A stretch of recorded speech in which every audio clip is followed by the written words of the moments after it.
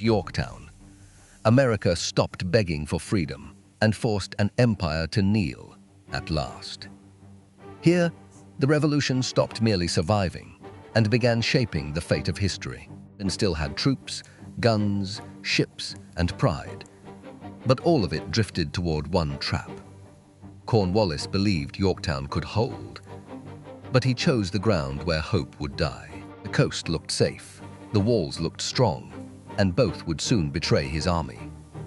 The colonies had bled, starved, retreated, and endured. Yet endurance alone was not victory. America now needed one blow so sharp, London could no longer call this war unwinnable. That blow would come through timing, pressure, and a coast sealed shut by power. Yorktown turned deadly the moment its walls depended on rescue that would never come. One British army stood there by the water, not knowing the sea was turning against it. Washington saw the opening, and once he saw it, he moved before doubt slowed the strike. He had fought too long to survive, and now he marched south to finish the war. Rochambeau marched beside him, proof the rebellion had become something far larger. This was no reckless dash, but a masked movement built on secrecy, distance, and nerve. If Britain understood too soon, the chance would vanish. Too late, the army was doomed. While Cornwallis waited in Virginia, the real war moved around him, like a closing jaw. On land, Washington marched. Sea, everything depended on a fleet not yet in sight. Without the Chesapeake, Yorktown could breathe. Once it closed, the town would suffocate. Then de Grasse arrived. The whole geometry of the war changed in a single moment. His fleet did more than strengthen allies. It threatened to cut British life at the root. British warships moved to challenge him, knowing exactly what was at stake in that bay. The clash was not spectacle, yet its result proved more lethal than open slaughter and failed at Chesapeake, and that failure rolled like thunder into Yorktown's lines. In one turn, the sea stopped shielding Cornwallis and became the wall at his back. That was when the trap became real. Even before the men inside felt its full weight. A British army can fight hard, but it cannot outrun defeat once the map turns hostile. The Allied columns arrived, converging with the cold purpose of encirclement. They did not come to gamble on one charge, but to surround, dig, measure, and break. Yorktown would not fall through fury, but through discipline, sharpened into pressure. Once the ring closed, every passing hour pressed harder on British nerves and belief. Cornwallis still held seasoned troops who trusted their training, guns, and hard experience. Inside the works stood order, redoubts, and artillery. But none could reopen the bay. The Allies brought greater numbers, French skill, naval cover, and growing confidence. Yorktown sat on a peninsula, where courage feels different as every escape narrows. Now geography joined the attackers, turning the land itself against the British army. Washington spread his army across the ground, where hope and artillery would soon collide. Then the digging began, trench after trench, clawing forward under British cannon fire. Men hauled timber, tools, and earth through fire, moving like shadows across war-lit ground. Every yard mattered, because each yard brought Allied guns closer and deadlier to the lines. This was not chaos, but destruction measured in angles, distance, patience, and nerve. Soon batteries rose. The siege found its voice in thunder, smoke, and splintered wood. Round after round smashed British positions, collapsing defenses, and shaking faith within. Inside Yorktown, sleep vanished first, then safety, then belief the lines could still hold. Bombardment turned routine to dread, for no wall feels strong when the earth keeps jumping.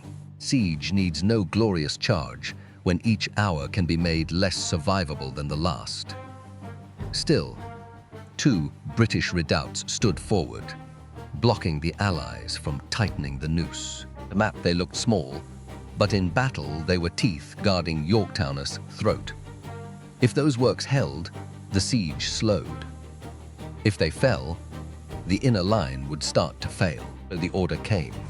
Storm both redoubts, fast and hard, before balance could be restored. Night gathered over the field, bringing the silence that always walks before bloodshed.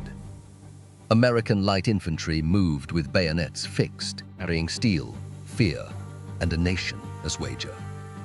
Alexander Hamilton stepped into the kind of darkness where legends and death meet face to face. At the same time, French troops closed on the other redoubt with disciplined purpose. Then the assaults erupted. Shouting, musket flashes, steel, and bodies colliding at close range. There was no room for elegance now. Only speed, nerve, and the violence of closing fast. In minutes, the outer defenses broke. And those minutes changed the fate of the siege. The redoubts taken, Allied lines surged closer, and the British position began to choke. Now the guns could move nearer, strike deeper, and tear at the inner works with force. Yorktown was no longer under pressure alone. It was being opened layer by layer. Courage still lived inside the lines, but courage could not rebuild shattered earth under fire. Allied artillery intensified, smashing shelters, crippling guns, and filling lines with wounded men. Impact stripped away another piece of certainty, until endurance itself resembled defeat. Cornwallis still had men willing to fight, but willingness means little as options die. No longer needed a brave pose. He needed a road, a gap, one path back to motion. One final gamble emerged. Cross to Gloucester Point and break out before the trap sealed. Boats were gathered in darkness, and for one brief hour survival seemed barely possible. If that crossing worked, Britain might save the army. If not, Yorktown buried hope.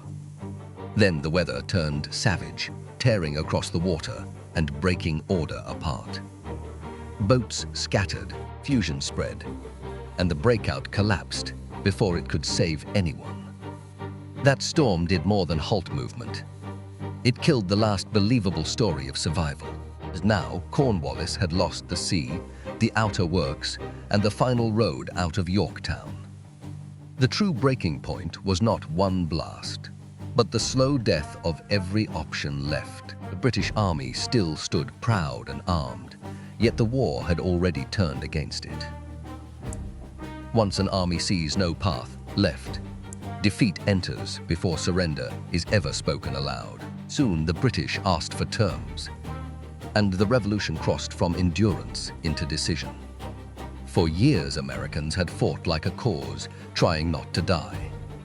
Now they looked a nation that endured hunger, cold camps, retreat, mutiny, and the fear of total collapse.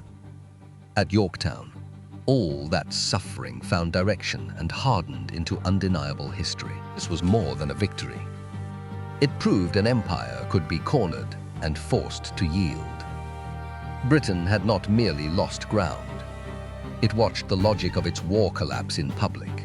The surrender in October 1781 did not end every formality. The outcome stood exposed. After Yorktown, diplomacy remained ahead, yet the heart of the war had already been struck. What fell? There was not only a position in Virginia, faith rebellion could be undone. That is why Yorktown still burns in memory. Not as myth, but as history's verdict. It proved that alliances matter, timing matters, empires can break at the edge. It proved one trapped army can become the weight that drags a war to the ground. It proved independence was not granted by mercy, taken through patience and fire. Before Yorktown, America fought to be believed. After Yorktown, Britain had to reckon. The road to nationhood was paved in mud, smoke, hunger, fear, kept men moving anyway. At Yorktown, the revolution did not simply survive. It forced empire to admit America.